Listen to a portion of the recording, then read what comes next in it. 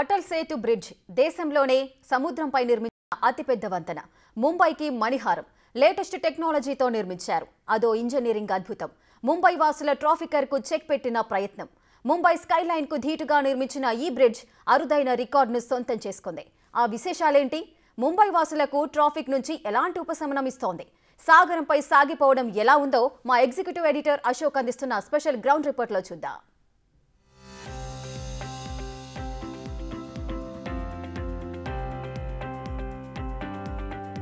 ప్రస్తుతం big TV ముంబైలో ఉంది. మీరు వెనక బోర్డు కూడా కనపడుతుంది. నేను పర్టికులర్గా చెప్పక్కర్లా. ముంబైలో విశేషాల గురించి మేము కొత్తగా వివరించాల్సిన అవసరం లేదు. కానీ ముంబైలో మనం చెప్పుకోవాల్సిన, మనం చూడాల్సిన, మనం గొప్పగా భావించాల్సిన ఒక ప్రదేశం గురించి మీకు ఇవాళ చెప్పాలనుకుంటున్నాం. అదే అటల్ సేతు. ఒకసారి మీకు ఎదురుగా బోర్డు కనపడుతుంది. సుస్వాగతం అటల్ బిహారీ వాజ్పేయి శివుడి న్యాయ సేవ అటల్ సేతు. రీసెంట్గానే నరేంద్ర మోడీ ఈ బ్రిడ్జిని ప్రారంభించారు. ఇది మామూలు బ్రిడ్జి కాదు, సముద్రం మీద నిర్మించిన బ్రిడ్జి. సముద్రం నీళ్ళల్లో నిర్మించిన బ్రిడ్జి ఇది. అది కూడా కిలోమీటర్ 2 కిలోమీటర్లు కాదు, ఏకంగా 21 కిలోమీటర్ల మేర నిర్మించిన అతిపెద్ద బ్రిడ్జి. ఇండియాలో బహుశా ఇంత పెద్ద బ్రిడ్జిని, ఇంత దూరం బ్రిడ్జిని నిర్మించడం అనేది చాలా అరుదు. అత్యాధునిక సాంకేతిక పరిజ్ఞానంతో ప్రస్తుతం ఈ బ్రిడ్జిని భారత ప్రభుత్వం, మహారాష్ట్ర ప్రభుత్వం కలిసి నిర్మించాయి. సో ఆ బ్రిడ్జి మీద ప్రస్తుతం బిగ్ టీవీ టీం తరపున నేను, నాతో పాటు నా కొలీగ్ రాణా ఇద్దరం కూడా జర్నీ చేయబోతున్నాం. ఆ జర్నీ చేస్తూ మేము అనుభవించే ఫీల్ని మీకు పరిచయం చేయబోతూ ఉన్నాం. ఎందుకంటే భారతీయులు ప్రతి ఒక్కళ్ళు కూడా తెలుసుకోవాల్సిన ఒక గొప్ప విషయం ఇది. సముద్రంలో, అది కూడా నడి సముద్రంలో, నీళ్లలో ఇన్ని కిలోమీటర్ల మేర బ్రిడ్జిని ఈ మహారాష్ట్రలో, పర్టికులర్గా ముంబైలో నిర్మించాల్సిన అవసరం ఎందుకు వచ్చింది? ఈ బ్రిడ్జి నిర్మించడం వల్ల ఎవరికి ఉపయోగం? దీనికి ఏ ఏ ప్రాంతాలను ఈ బ్రిడ్జి కలుపుతుందన్న విషయాలు బ్రిడ్జి మీద జర్నీ చేస్తూ దాని మీద ప్రయాణిస్తూ, అంటే పర్టికులర్గా సముద్రంలోంచి మనం వెళ్ళాలంటే ఏ పడవలోనో, లాంచ్లోనో, షిప్లోనో వెళ్ళాలి. అలా కాకుండా రోడ్డు మీద సముద్రంలోంచి వెళ్తూ ఉంటాం. మనం సహజంగా వింటూ ఉంటాం జపాన్లోనో ఇలాంటి కంట్రీస్లో ఇంత పెద్ద బ్రిడ్జిలు ఉన్నాయని. కానీ ఇక్కడ అంతకంటే అద్భుతమైన బ్రిడ్జ్ ఉంది. ప్రస్తుతం నేను, రాణా ఆ బ్రిడ్జి మీద జర్నీ అయిపోతున్నాం. చేద్దాం రాణా? చాలా ఎక్సైటింగ్ ఉంది. తొందరగా వెళ్దాం అనిపిస్తుంది, నాకు కూడా చూడాలనిపిస్తుంది. ఎందుకంటే ఫస్ట్ టైం నేను ముంబైకి వచ్చాను. ముంబైకి వచ్చిన తర్వాత అందరూ చెప్తున్నారు అటల్ సేతు బ్రిడ్జ్ చాలా బాగుంటుంది, దాంట్లో చాలా ప్రత్యేకతలు ఉన్నాయి. పైగా యంగ్ జర్నలిస్ట్ కాబట్టి వీటి గురించి తెలుసుకోవడానికి నాకు కూడా చాలా ఉత్సాహంగా ఉంది. సో దీని గురించి తెలిసిన తర్వాత ఏంటి అనేది, ఎట్లా కట్టారు, ఎంతమంది పని చేశారు, దీని ప్రత్యేకతలు ఏంటది కూడా ఒకసారి తెలుసుకోవాలని నేను కూడా చాలా ఎక్సైటింగ్గా ఫీల్ అవుతున్నాను ఇప్పుడు. ఎస్, రాణా నేను కలిసి మా కెమెరా పర్సన్ దుర్గా ప్రసాద్ ఈ విజువల్స్ మొత్తాన్ని కూడా షూట్ చేసి మీకు అందరికీ చూపించబోతున్నారు. సో 21 కిలోమీటర్ల మేర ఈ బ్రిడ్జ్ పైన జర్నీ చేద్దాం. ఆ ఫీల్ని మీరు టీవీ చూస్తూ ఎంజాయ్ చేయండి.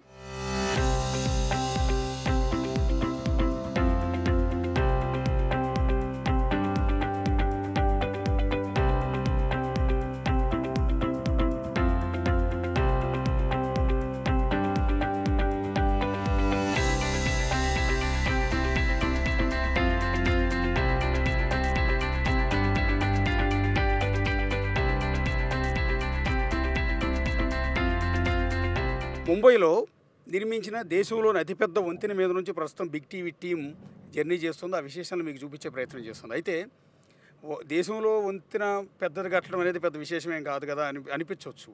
వాస్తవానికి మేము వెళ్తున్నది సముద్రం మీద కట్టిన అతిపెద్ద వంతెన మీద. 21 కిలోమీటర్ల మేర సముద్రం లోపల నిర్మించిన ఈ బ్రిడ్జ్ మీద ప్రస్తుతం మేము జర్నీ చేస్తున్నాం.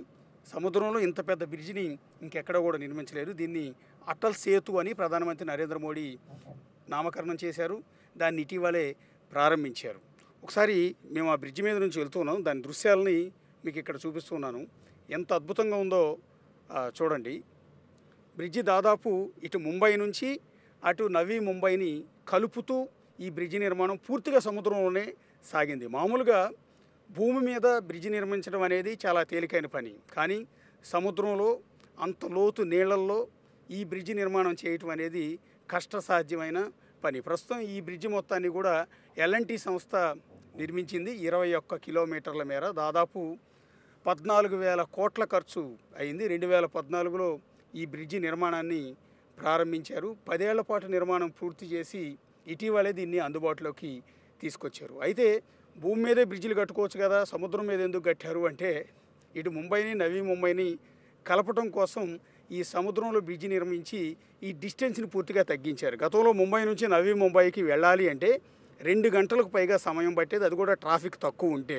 ఒకవేళ ట్రాఫిక్ సమయంలో 3 గంటలు పట్టేది. కానీ ఇప్పుడు ఈ బ్రిడ్జి నిర్మించిన తర్వాత కేవలం 20 నిమిషాల్లో ముంబై నవీ ముంబై రెండు కూడా కలుస్తున్నాయి. మీరు బ్రిడ్జి దృశ్యాలు మొత్తం కూడా చూస్తూ ఉన్నారు. ఈ బ్రిడ్జిలో అనేక ప్రత్యేకతలు ఉన్నాయి.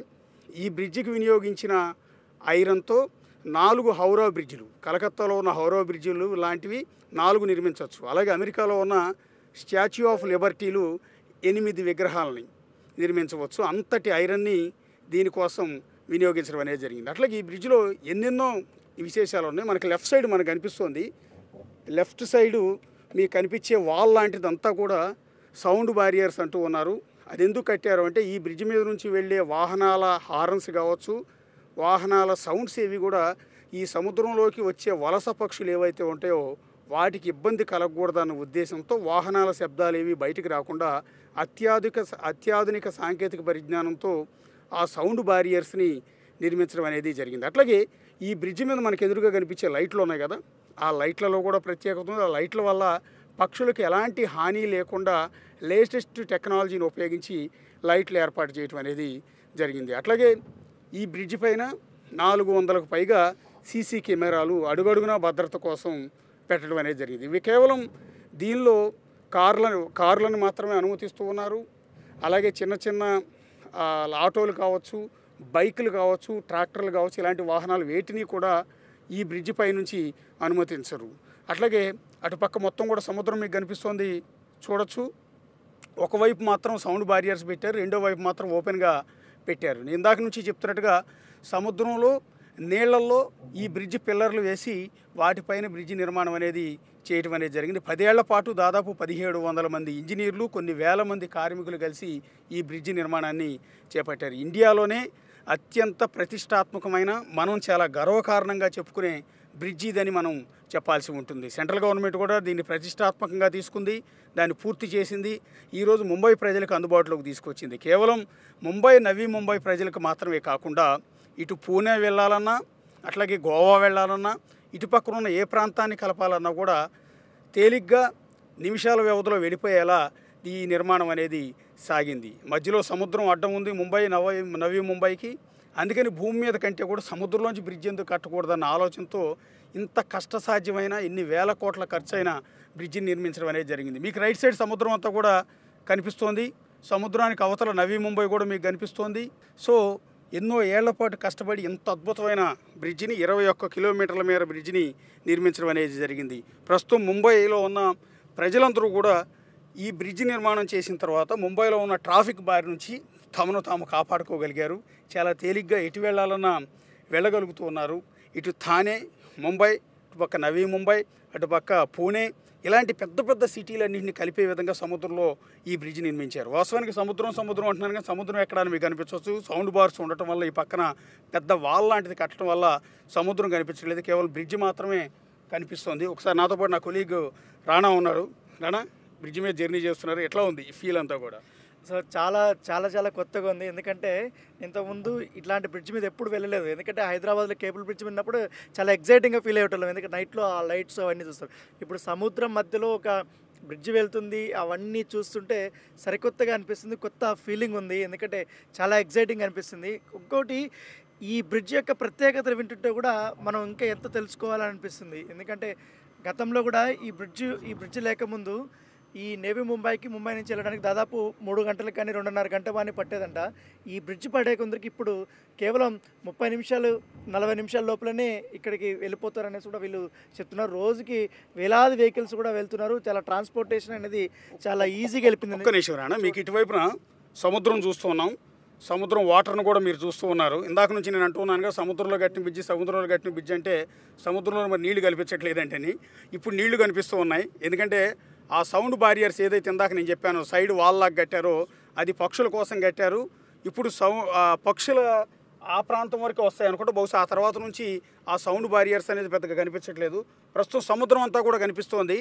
మనం సముద్రం మధ్యలో వచ్చి ప్రయాణిస్తున్నాం అనడానికి మీకు ఎదురుగా వాటర్ అంతా కూడా సైడ్ కనిపిస్తుంది. అట్లాగే సముద్రం మధ్యలో షిప్పులు కొన్ని కనిపిస్తున్నాయి చూడండి, డ్రెడ్జింగ్కి సంబంధించిన షిప్పులు కనిపిస్తున్నాయి.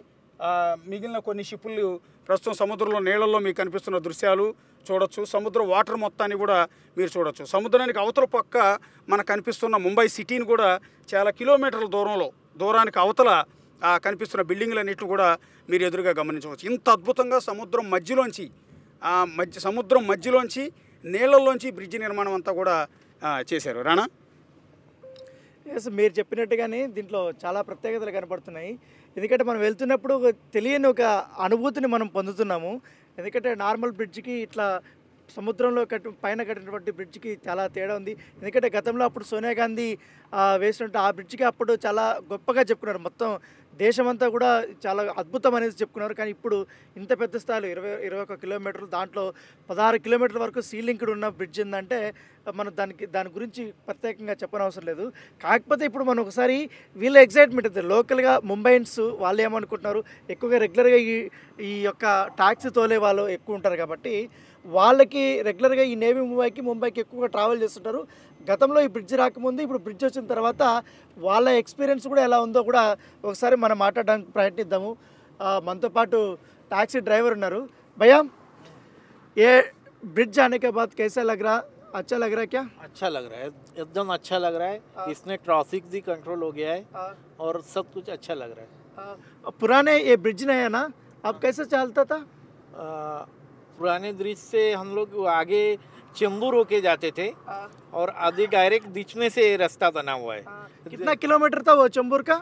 चेंबूर का करीबन 16 किलोमीटर था और आगे उसका और डिफरेंस बढ़ जाता था. कम से कम 30 किलोमीटर का डिफरेंस आ गया और टाइमिंग 1.5 घंटे का फर्क गिर गया. अच्छा अच्छा, ये आने के बाद ट्रैफिक प्रॉब्लम नहीं है क्या? ट्रैफिक कम हो गया. हाँ, मतलब ट्रैफिक तो है लेकिन कम हो गया काफ़ी. अच्छा अच्छा. సో వీళ్ళు చెప్తున్నారు, ఎందుకంటే గతంలో పోల్చుకుంటే ఇప్పుడు ట్రాఫిక్ చాలా తగ్గిపోయింది, చాలా ఈజీ అయిపోయింది. ఆ చెంబూరు సంబంధించిన ఆ వేలో వెళ్ళేటప్పుడు చాలా దాదాపు 2 గంటలు 3 గంటలు పట్టేది, ఇప్పుడు కేవలం 40 నిమిషాల్లో మాత్రమే వెళ్తున్నామని కూడా చెప్తున్నారు. అయితే ఈ బ్రిడ్జ్ కట్టడానికి దాదాపు 17,000 మంది కార్మికులు పనిచేశారంటే అర్థం చేసుకోవచ్చు. దాంతోపాటు 1700కి సంబంధించినటువంటి ఇంజనీర్స్ అంతా కూడా అహర్నిశలు కష్టపడితే 10 ఏళ్ల పాటు ఈ యొక్క బ్రిడ్జ్ అనేది వచ్చింది. మనం ఆ విజువల్లో చాలా క్లియర్గా కూడా మనం చూస్తున్నాము. ఎందుకంటే ఇతర రాష్ట్రాల్లో పోల్చుకుంటే ఈ బ్రిడ్జ్కి ఉన్నటువంటి విశిష్టత మరొకటి ఉండదు. చాలా విశిష్టత ఉంది. కోట్లాది రూపాయలు కూడా ఖర్చు పెట్టారు. సో అంత పెద్ద బ్రిడ్జ్ ఉంది కాబట్టి ముంబైన్స్కి ఇది ఒక ప్రతిష్టాత్మకంగా ఉందని చెప్పుకోవచ్చు. ఎందుకంటే దేశవ్యాప్తంగా ఉన్నటువంటి ఇప్పుడు మనం విజువల్లో కూడా చూస్తాము అది ఎంతవరకు ఉంది. పూణే దగ్గరలో ఉండబోతుందా మనం ఈ యొక్క బోర్డు కూడా చూడబోతున్నాం. ఇక్కడ నుంచి కూడా పూణే వచ్చి 132 కిలోమీటర్స్ ఉంది. తర్వాత గోవాకి వచ్చి 543 ఉంది. తర్వాత జేఎన్పిఎన్ ఉంది 16 కిలోమీటర్. యూరన్ వచ్చి 22 కిలోమీటర్లు మాత్రమే ఉంది. సో చాలా ఈజీ అయిపోయింది ట్రాన్స్పోర్టేషన్. ఎందుకంటే ఇది రావడం వల్ల కూడా ఈ యొక్క మామూలుగానే ముంబైని ఫైనాన్షియల్ సిటీ అంటాము, ఫైనాన్షియల్ ది క్యాపిటల్ సిటీ అంటాము. దానికి ఇది రావడం వల్ల ఇది ఒక ముంబైకే ఒక మణిహారం లాగా ఇది ఒక ఉందని చెప్పుకోవచ్చు. ఎందుకంటే మొదటి నుంచి కూడా గతంలో కూడా సోనియా గాంధీ ప్రారంభించినటువంటి ఆ స్టీల్ బ్రిడ్జ్ కూడా చూశారు అశోక్ గారు. ఇప్పుడు ఈ బ్రిడ్జ్ ప్రత్యేకతలు చూశారు కదా. సో దానికి దీనికి డిఫరెన్స్ ఏం గమనించారు మీరు? ఎస్, అది సీలింక్ చూశాను. వాస్తవానికి నేను మొదటిసారి ముంబై వచ్చినప్పుడు సీలింక్ 3 కిలోమీటర్లు ఎంత ఉంది. అది ముంబై నుంచి వర్లీకి వచ్చే ప్రాంతంలో 3-3.5 కిలోమీటర్ల సముద్రం మధ్యలో నిర్మించారు. దాన్ని చూసే వావ్ అనిపించింది. అప్పట్లో సోనియా గాంధీ దాన్ని ప్రారంభించారు. సముద్రంలో బ్రిడ్జి కట్టడం ఏంటి, జపాన్లోనూ అక్కడ చూసుంటాం మనం ఇలా సముద్రంలో బ్రిడ్జిలు కట్టడం అనేది. అది కూడా ముంబైలో, మన ఇండియాలో ఇంత పెద్ద బ్రిడ్జి నిర్మించారా అనుకున్నాను ఆ బ్రిడ్జి మీద జర్నీ చేసి. ఇప్పుడు మేము చాలా సేపటి క్రితం ఈ బ్రిడ్జి మీద జర్నీ స్టార్ట్ చేసాం. ఇంకా వెళ్తూనే ఉన్నాం. అదిగో మాకు ఎటువైపు చూసినా సముద్రం కనిపిస్తోంది, ఎటువైపు చూసినా బ్రిడ్జే కనిపిస్తుంది. వెళ్ళి అటుపక్క ఇటుపక్క పూర్తిగా వాటర్ ఉంది. సముద్రం మధ్యలోంచి మనం వెళ్తున్నాం అన్న ఆ ఫీలే నిజంగా అద్భుతంగా ఉంది. ఇదొక మిరాకిల్ లాగానే అనిపిస్తోంది. ప్రజలకి ట్రాఫిక్ బారి నుంచి, ప్రజలకు ఇబ్బంది నుంచి విముక్తి కల్పించడమే కాకుండా ప్రజలకి ఒక ఫీల్ రప్పిస్తుందని చెప్పొచ్చు. ఎందుకంటే ముంబై వచ్చిన ప్రతి ఒక్కళ్ళు కూడా ఈ బ్రిడ్జ్ని ఒకసారి కంపల్సరీ చూడండి. అయితే మీరు అనుకోవచ్చు ఇంతసేపు కూడా మేము కారులో రిపోర్ట్ చేస్తున్నాం తప్ప దిగి బ్రిడ్జిని చూపించవచ్చు కదా అనుకుంటారు. బేసిక్గా ఈ బ్రిడ్జ్ మీద కారు ఆపడానికి వీల్లేదు, 2 minutes కూడా కారు ఆపడానికి వీల్లేదు. ఎందుకంటే 400 సీసీ కెమెరాలు ఉన్నాయి. ఎక్కడ కారు ఆపినా వెనకొచ్చే వాహనాలకు ఇబ్బంది లేకుండా ఈ రిస్ట్రిక్షన్స్ అనేవి పెట్టారు. అందుకని మీకు ఒకసారి రోడ్డు మీద వెళ్ళే వాహనాలు చూస్తుంటే ట్రాఫిక్ చాలా క్లియర్గా ఉంటుంది. కార్లన్నీ కూడా చాలా వేగంగా వెళ్తూ ఉంటాయి. ఎందుకంటే ఆటోలు లాంటివి కానీ, ట్రాక్టర్ లాంటివి కానీ, లేకపోతే పెద్ద పెద్ద లారీలు కానీ, ట్రక్కులు కానీ, ఇలాంటి ఏ వాహనాలను కూడా దీని మీదకి అనేది అలౌ చేయటం లేదు. అందువల్లే దీని మీద ట్రాఫిక్ చాలా క్లియర్గా ఉంటుంది. ఇంకొక అద్భుతం ఏంటంటే రాణా, మనం గమనించాల్సింది, ఇటు ముంబైలో ఉన్న ఛత్రపతి శివాజీ ఇంటర్నేషనల్ ఎయిర్పోర్ట్ నుంచి నవీ ముంబైలో ఉన్న ఇంటర్నేషనల్ ఎయిర్పోర్ట్, ఈ 2 ఇంటర్నేషనల్ ఎయిర్పోర్ట్ కలిపేది కూడా ఇదే సముద్రపు బ్రిడ్జి, సిరి బ్రిడ్జి అని చెప్తూ ఉన్నారు. సో ఇంటర్నేషనల్ ఎయిర్పోర్ట్లకు యాక్సెస్ కూడా ఈ బ్రిడ్జి వల్ల. నవీ ముంబైలో ఉన్న వాళ్ళంతా ఇటు ఛత్రపతి శివాజీ టెర్మినల్కి రావాలి అంటే, ఎయిర్పోర్ట్కి రావాలంటే ఈజీగా బ్రిడ్జి మీద నుంచి వచ్చేసేయచ్చు. అందుకని అన్ని వాహనాలను అలౌ చేయకుండా, లేకపోతే ఇప్పుడు మనలాంటి వాళ్ళం వచ్చి ఈ బ్రిడ్జి మీద ఇష్టం వచ్చినట్టు కార్లు ఆపేసి ఆ వీడియోస్ తీస్తామంటే, లేకపోతే హైదరాబాద్లో మన కేబుల్ బ్రిడ్జి మీద కనుక మొత్తం జనమంతా ఆగిపోయి సెల్ఫీలు తీసుకోవటం కానీ, వీడియోలు తీసుకుంటూ ఉంటారు. పోలీసులు కూడా రిస్ట్రిక్షన్స్ పెట్టి వాళ్ళని ఎన్ని కంట్రోల్ చేయలేక నానా ఇబ్బంది పడుతున్నారు. అలాంటి పరిస్థితులు రాకుండా ఉండటానికి దీని మీదకి ఎవరిని కూడా అలౌ చేయటం లేదు. దాదాపు ఇప్పుడు బ్రిడ్జి ఎండింగ్కి వచ్చేసాము. సో ఆల్మోస్ట్ బ్రిడ్జ్ ఎండింగ్కి వచ్చినట్టే మనకైతే అర్థమవుతోంది. సముద్రం మీద దాదాపు 20 కిలోమీటర్ల జర్నీ చేసి ప్రస్తుతం ఎండింగ్కి వచ్చాము. సో దీనికి ఒక టోల్ ప్లాజా కూడా ఉంది. దాదాపు ఈ బ్రిడ్జి మొత్తం మీద జర్నీ చేయడానికి కారుకి అయితే 250 రూపాయలు టోల్ గేట్ చెల్లించాల్సి ఉంటుంది. దాదాపు 21 కిలోమీటర్ల జర్నీ దాదాపు పూర్తయింది. పూర్తయిన తర్వాత బ్రిడ్జి కిందికి దిగుతూ ఉన్నాం. దిగటానికి కూడా రింగ్ లాంటిది ఏర్పాటు చేశారు. మన ఔటర్ రింగ్ రోడ్డు మీద కనిపించే రింగ్ మాదిరిగా బ్రిడ్జి మీద నుంచి కిందికి దిగడానికి చేసిన ఏర్పాట్లు మనం ఒకసారి చూడొచ్చు. ఒకసారి బ్రిడ్జి మొత్తం కంప్లీట్ అయిందో ఒకసారి డ్రైవర్తో మాట్లాడి. क्या भैया पूरा हो गया ब्रिज पूरा? नहीं, वो तो और आगे तक है, लेकिन ये बीच में कट आया, इसीलिए हम लोग ने यू टर्न मारने के लिए पीछे ले लिए गाड़ी। अच्छा, कितना किलोमीटर में यू टर्न लिया आप? ये 21 किलोमीटर। 21 किलोमीटर पूरा आ गई। और थोड़ा दूर है? और थोड़ा दूर आगे आगे और 15 किलोमीटर है। अच्छा, और 15 किलोमीटर। यहाँ से कैसे जाता? हाँ, फिर ये ब्रिज के जाता है क्या नीचे से?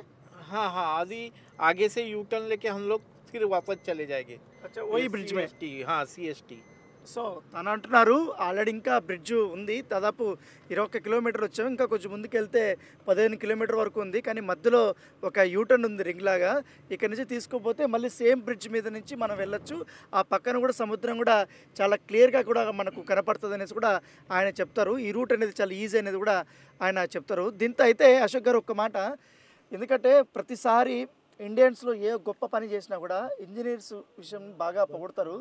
ఈ యొక్క బ్రిడ్జ్ నిర్మాణంలో ఇంజనీర్స్ యొక్క ప్రతిభ అనేది చాలా ఉన్నతంగా ఉన్నది. దీనివల్ల కూడా ప్రపంచవ్యాప్తంగా కూడా చాలా పేరు ప్రఖ్యాతులు తెచ్చుకున్నారు. సో ఎందుకంటే అనేక బ్రిడ్జ్లు కట్టింటారు, కానీ ఈ బ్రిడ్జ్కు ఉన్నటువంటి విశిష్టత మరే దానికి రాలేదు. ఈ ఇంజనీర్స్ వారు ఉన్నటువంటి వాళ్ళ పేరు ప్రఖ్యాతులు చాలా వరకు తెప్పించుకున్నారు. కాబట్టి ఏకంగా ప్రధానమంత్రి కూడా చెప్పారు వారు ఎంత కష్టపడ్డారు ఏందని. సో ఎలా చూస్తారు ఈ టోటల్గా ఈ ఇంజనీరింగ్ వర్క్స్ గురించి?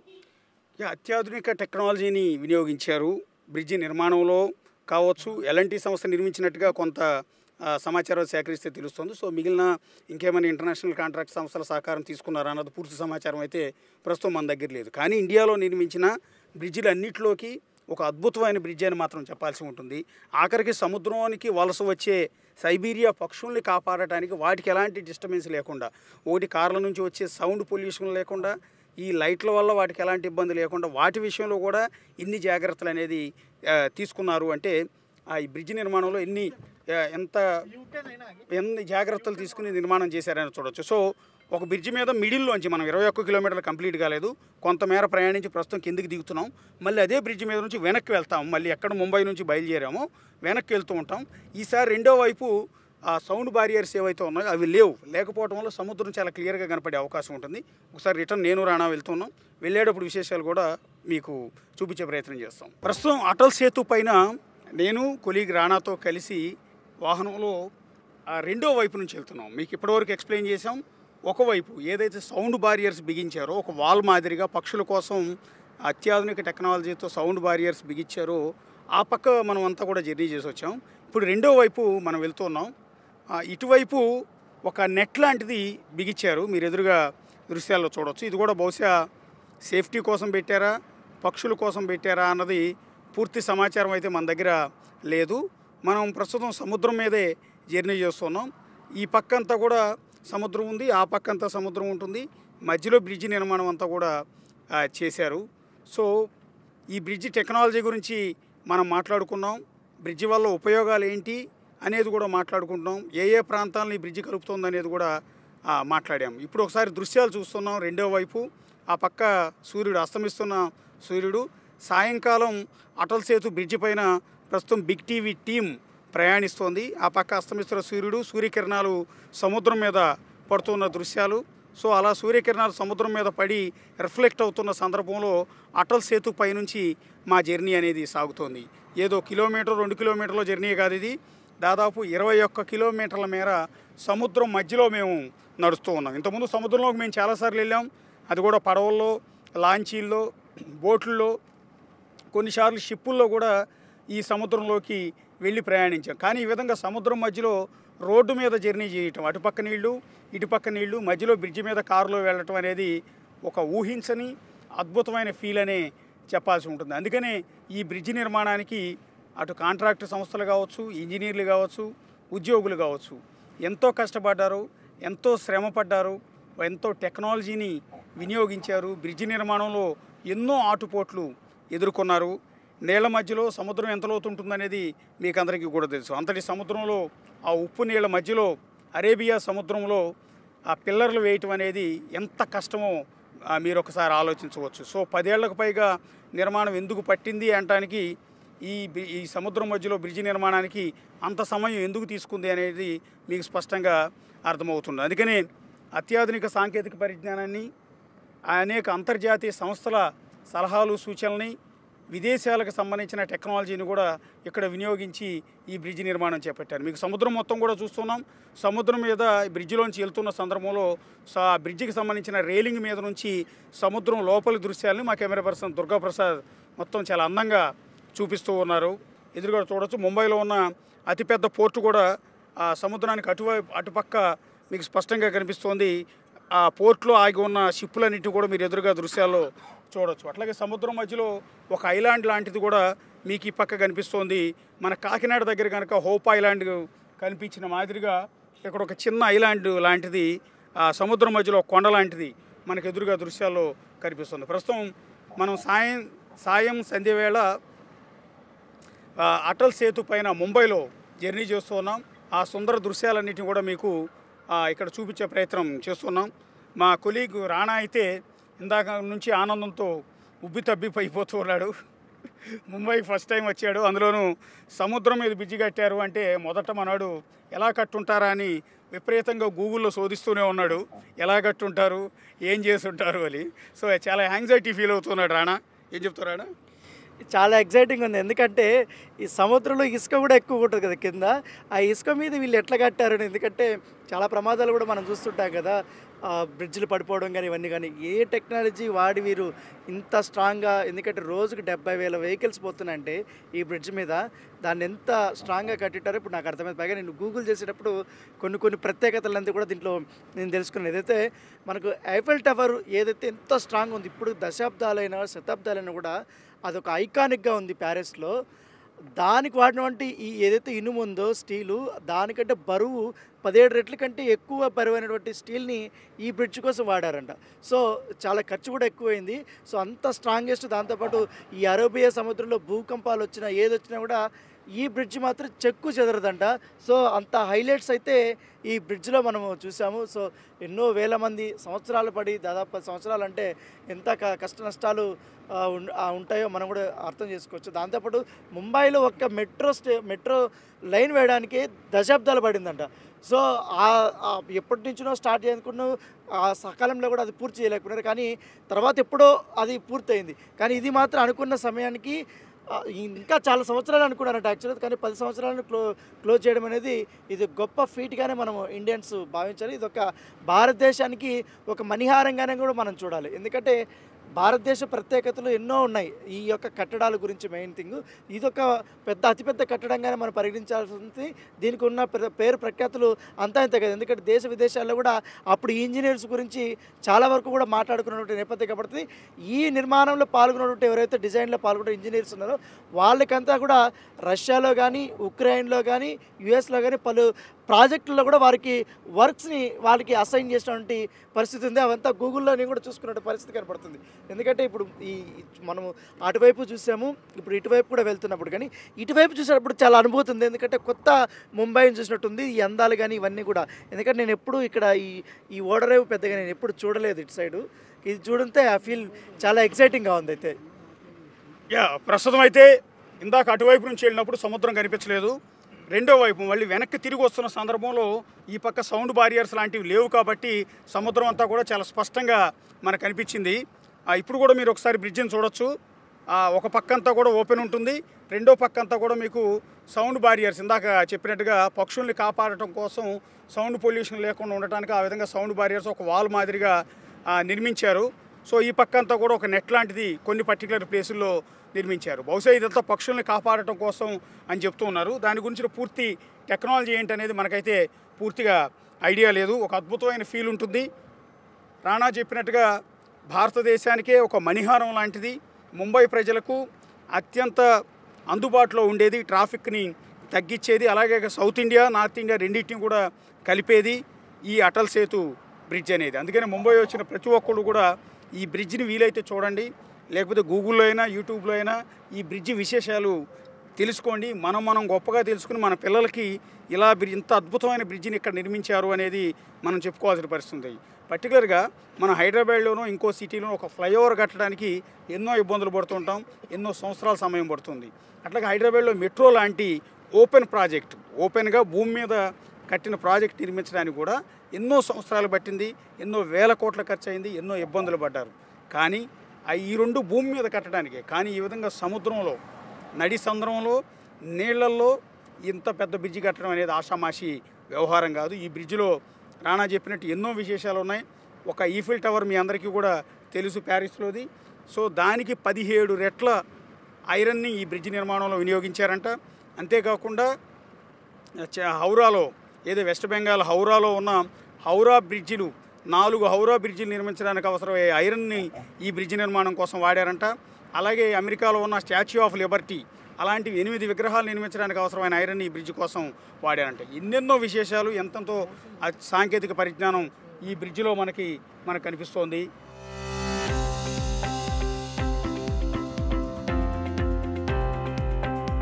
మా కెమెరా పర్సన్ దుర్గాప్రసాద్ కూడా కారులో కూర్చుని, ఎందుకంటే కారు దిగి విజువల్ తీయడానికి ఇక్కడ ఒప్పుకోరు, ఇక్కడ ఉన్న కెమెరాలన్నీ ఎప్పటికప్పుడు పసిగడుతూనే ఉంటాయి. ఒక్క నిమిషం కూడా ఈ బ్రిడ్జి మీద కారు ఆగటానికి వీల్లేదు.